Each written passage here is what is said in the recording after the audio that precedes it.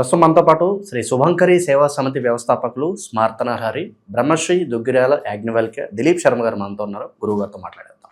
నమస్కారం. నమస్కారం గురుగారు, ఫిబ్రవరి మాసం విశేషంగా కన్యా రాశి వాళ్ళకి ఎలాంటి పరిస్థితులు ఏర్పడబోతున్నాయి? పంచగ్రహ కూటమి తాలూకు ఇంపాక్ట్ వీళ్ళ మీద ఎలా ఉంటుంది? మహాశివరాత్రిని ఎలా వినియోగించుకుంటే ఈ నెల వీళ్ళకి బాగుంటుంది అంటారు? కన్యారాశి వారికి ఈ యొక్క ఫిబ్రవరి నెలలో గోచారం రీత్యా వీళ్ళకి అంతా కూడా శుభ పరిణామాలే గోచరిస్తున్నాయి.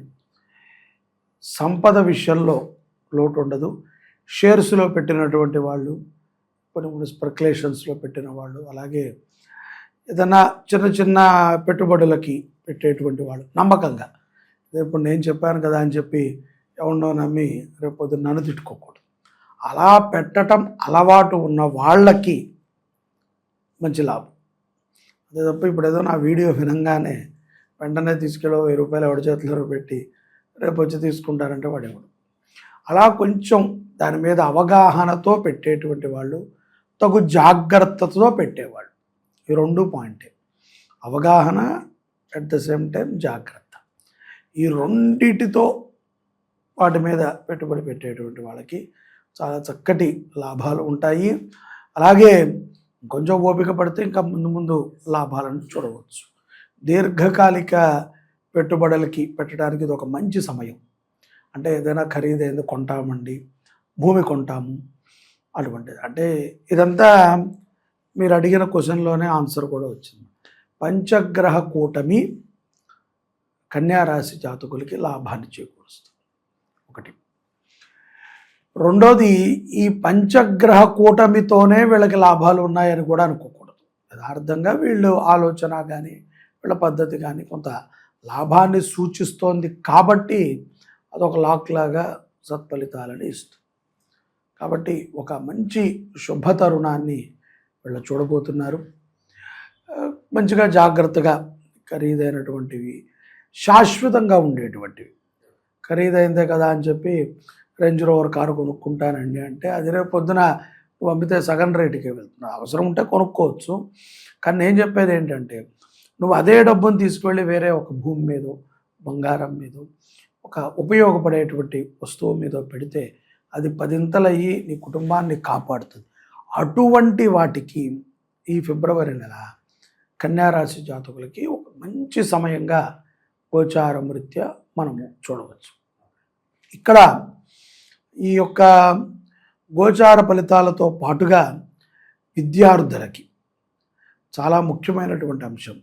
విద్యార్థులు ఎవరైతే కన్యారాశి పిల్లలు ఉన్నారో వాళ్ళు ఈ సంవత్సరం ఎవరైతే కనుక ఇంటర్ సెకండ్ ఇయర్ పరీక్షలు రాస్తున్నారో అటువంటి వారు, అలాగే ఇంజనీరింగ్ ఫైనల్ ఇయర్ పరీక్షలు రాసేవాళ్ళు, అలాగే ఏదైనా ఒక డాక్టర్ కోర్స్ ఫైనల్ పరీక్షలు అటెంప్ట్ చేసే వాళ్ళకి ఒక చక్కటి గ్రహశాంతిని ఒకటి ఆచరణ చేయటం ద్వారా వాళ్ళ మీద ఉన్నటువంటి నెగిటివ్ ఇంపాక్ట్స్ పోతాయి.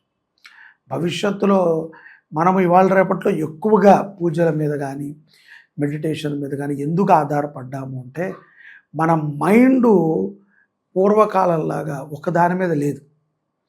పూర్వం చదువుకున్నామా, పిల్లలతో ఆడుకున్నామా, మన స్నేహితులతో, మన ఇంటికి వెళ్ళామా, తల్లిదండ్రులకి అబద్ధాలు చెప్పకుండా బతికామా, చాలరా బాబు. అసలు అంత అవగాహన కూడా ఎవరికీ లేదు. తల్లిదండ్రులకు అబద్ధం చెప్పాలి, లేదా ఏదో బూటకప్ పని చేయాలి అని మనం 1992 తర్వాత నుంచే చూస్తున్నాం తప్ప దాని ముందున్న జనరేషన్కి లేదు. ఈ 2000 జనరేషన్లో మరీ దారుణంగా తయారైంది. గత 25 ఏళ్ల బట్టి జనాలందరికీ కూడా, ఇంకా చెప్పాలి అంటే 2015 తర్వాత ప్రతి విషయం మీద బాగా అవగాహన అయిపోయింది. అంతా ఏది ఉన్నా సరే గూగుల్ చేయటం, ఆ గూగుల్ చెప్పిన దాన్ని బయట చెప్పిన దాన్ని క్లబ్ చేసుకుంటాం, ఓకే ఇది ఒరిజినల్ అని నమ్మటం. జనాలు ఎలా అయిపోయారంటే, పుస్తక పరిజ్ఞానం కంటే కూడా ఏదో ఒక యంత్రం చెప్పేటువంటి పరిజ్ఞానాన్ని బాగా నమ్ముతున్నారు. తప్పులేదు, కానీ మనం ఒక విషయాన్ని మర్చిపోతున్నాం. ఆ యంత్రములోకి ఎక్కించింది కూడా ఒక పుస్తకం చదివిన వాడే. ఆ పుస్తకాన్ని వాడు చదివి ఇతరులకు సులభతరంగా ఉండే విధంగా దాన్ని మార్చాడు. ఇప్పుడు నీకు ఏది కొట్టు గూగుల్లో, ఇప్పుడు నువ్వు ఏది కొట్టు, దశమహావిద్యల గురించి కొట్టు, నువ్వు తారా గురించి కొట్టు, ఇంద్రప్రస్థ గురించి కొట్టు, నువ్వు దేని గురించి కొట్టినా గూగుల్ దాని యొక్క పూర్తి విశేషం చెప్తుంది. ఇంకా దారుణమైనటువంటి ఎట్లా అయిపోయిందంటే, ఒకప్పుడు ఒకళ్ళ ఇంటి పేరుతో సహా ఒక వ్యక్తిని పట్టుకుంటాం కష్టం. ఇప్పుడు ఆ వ్యక్తి కొంచెం వ్యాపారం చేసి 2-3 సార్లు సోషల్ మీడియాలోకి వస్తే ఈ ChatGPT, జెమినీ ద్వారా వాడిని పట్టుకుంటాం ఇంకా సులభమైంది. ఎక్కడ ఉంటాడు ఏంటి అని. సో ఇంత సులభమైనటువంటి తరుణంలో మనము మన యొక్క స్థితిగతులను మర్చిపోతున్నాం, ధర్మాన్ని మర్చిపోతున్నాం. ఇవన్నీ టక మైండ్కి వచ్చేటప్పటికి నిన్న ఏం కూర తిన్నావు అనేది మనకు గుర్తుండట్ల. నెల కిందట నువ్వేం చేసావయ్యా అంటే, నెల కిందట అంటే ఏ రోజు ఏంటి అనే స్థితికి వచ్చావు. ఇప్పుడు అలాంటి వాళ్ళని మనం చూస్తే ఆశ్చర్యపోతున్నాం. ఈయనకి ఎంత మెమొరీ అండి, నిన్నేం జరిగిందో పూసగుచ్చి చెప్పాడు అంటున్నాం. వాడిని చూస్తే మనం ఆశ్చర్యంగా బిహేవ్ చేస్తున్నాం. అదంతా మనం ఒకప్పుడు అలా ఉండేవాళ్ళం, ఇప్పుడు ఆ స్థితి లేదు. అందుకనే విద్యార్థులకి జ్ఞాపక శక్తి చాలా అవసరం. అట్ ద సేమ్ టైం చదివిన దాని మీద వాళ్ళు చేసేటువంటి పరిశోధన సఫలం అవ్వాలి. ఆ చదివిన సబ్జెక్టు ద్వారా వాళ్ళకి ఉద్యోగాలు రావాలి.